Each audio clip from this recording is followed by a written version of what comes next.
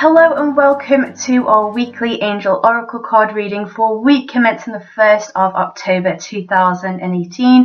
Happy October. Feel free to check out October's monthly reading. I'll leave that in the description box down below this video if you'd like to do that.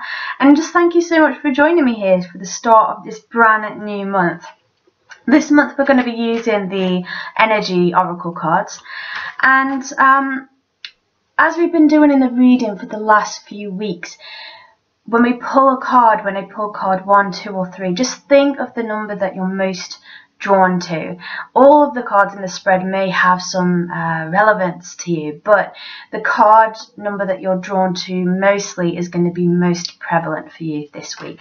This just allows us to narrow it down a bit further to see what energies are affecting us individually on our own basis, and allows the reading to be a bit more personal to our own situation, or as personal as it can be in a general reading. Unless you would like to order your own private reading with me, and I'll leave the information in the description box on how you can do that. I'm currently offering Angel Oracle readings, Spirit Guide readings, and Angel Tarot readings. So you can find that information down below with a 10% discount coupon code as well. Right, so think of the number. I've just drawn card 1. There's card 2, and we'll just shuffle again for card 3. Okay, so if you were drawn to card number 1, the card that comes up is Adjacent Possibilities. This means that we're in a point in our life where it seems like all these doors are opening around us, or maybe even windows of opportunity. Some of those doors might be locked and we feel like we can't get into a certain place. This could be if we want a specific job that we're going for. That's what's coming through, and we may have had a knockback or something from that. But there's all these possibilities, some that we really want and we can't open the doors to, some that we don't feel like we want so much and the doors are just wide open. It seems like there's a lot of kind of hectic energy going on with this card, but it's just for us to know that it's like that old saying, and I know it sounds a little bit sort of cliche, but you know, when one door opens, when one door closes rather, another one opens. And really, it's just a card to let us know that a very simple message, really, for the start of this week, that if we can't get into a certain thing, or we feel like we're pushing up against a brick wall, have a look around ourselves and see what other opportunities are available to us, because it could be that those other options lead us down a better path, or lead us to where we need to get to, almost where our free will meets our destiny in some way. So that is all about card 1. If you were drawn to card 2, we have Door to Spirit. This could be brilliant. It could be that actually our spiritual and our psychic abilities are very heightened. Perhaps some of us even experience some kind of mediumship ability, or perhaps we go to a medium or a psychic or a tarot reader or something like that. We're being asked to be very in tune with our spiritual selves this week if we pick card 2.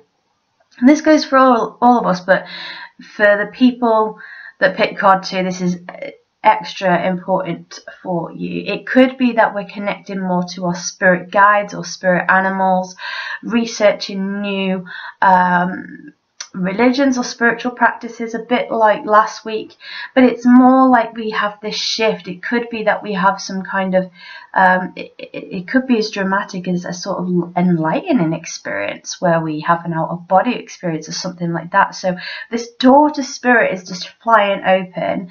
We're being asked though to stay grounded. That's coming through very strongly. We've got to stay grounded within that, so that means meditating, maybe breathing exercises, making sure we drink enough water, spending time in nature with the earth, and just having fun and being human, you know, getting together with our friends. Because we're spiritual doesn't mean that we have to like be so super serious. And if we're going through a big process of spiritual awakening, that can feel very serious for us, but it's also asking us to loosen up a little bit as well, and perhaps not take ourselves or our spiritual practice so seriously.